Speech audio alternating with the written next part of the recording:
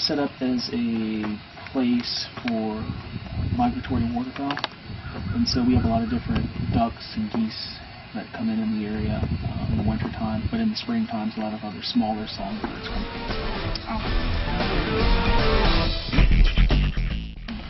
in. This land was acquired when they straightened the Arkansas River. The Arkansas River used to flow in a way that surrounds the portion of the refuge, and they straightened the river for navigation purposes, and when they did that, the Corps of Engineers transferred about 4,000 acres to the Fish and Wildlife Service to manage this Holla Bend. Since then, we essentially acquired some of the property by buying it from some of the landowners, maybe about 2,000 acres or so. So we have about now 7,000 acres of property. Okay. So we actually just purchased the rest.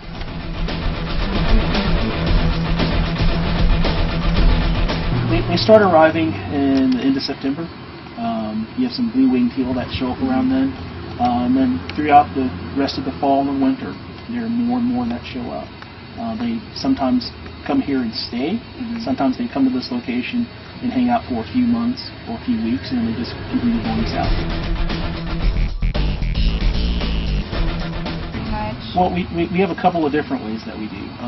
We have a cooperative farming program, and what that is there's a local farmer in the area that comes out and farms on the refuge. What he does is we tell him to put particular crops in certain locations. He can keep 75% of the crops he puts in for himself, and that's how he kind of pays himself. He kind of pays the refuge and feeds the waterfowl by leaving 25% of those crops for them. So what those crops are sometimes millet, milo, or corn. Another thing that we do besides farming is we do something called moist soil management. And that is just the way that we essentially put water or flood an area at a particular time of the year and then take the water off at a particular time of the year. When you do that, you kind of encourage moist soil plants like smartweed, native millet, toothcup to grow. Those things produce a lot of seed, and they're natural plants that are found out here in wet conditions, and they also feed the waterfowl. Everything from helping out with programs that we have for the kids to helping out cleaning up maintaining the trails that we have, cleaning out the restrooms, just a lot of different fun tasks. Helping out with wood duck boxes and bluebird boxes, constructing them and putting them up. Well, we work with East Lab pretty regularly. We also, in the summertime, we have a YCC program, and that stands for Youth Conservation Corps, where we actually hire some kids to come out to work on the refuge for the summer. They come out for about 8 weeks. They make minimum wage. They work 40 hours a week. It's hot, sweaty, buggy, a lot of poison ivy, but it's a lot of fun too.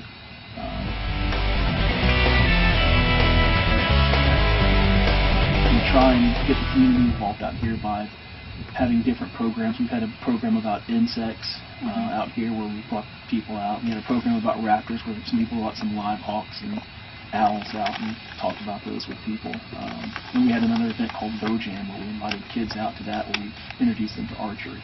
So a lot of fun things.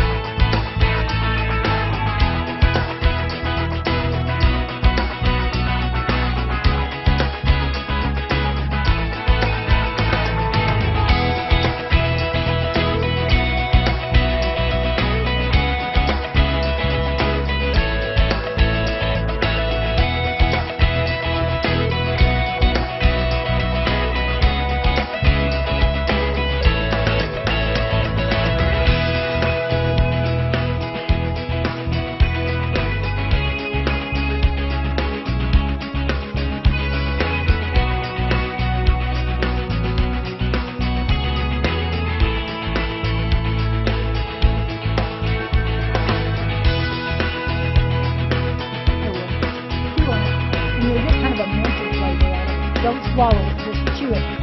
Okay, you can make a tea out of that. Blackberry's in a lot of tea. Oh, okay. Alligators. Oh. He's planted by the farmer. Corn. Oh, look, there's a tiger swallowtail. It's yellow and black. It's floating through the woods right there. See the little spot of yellow? What will these holes benefit? Ants and what else? Termites. What pollinates?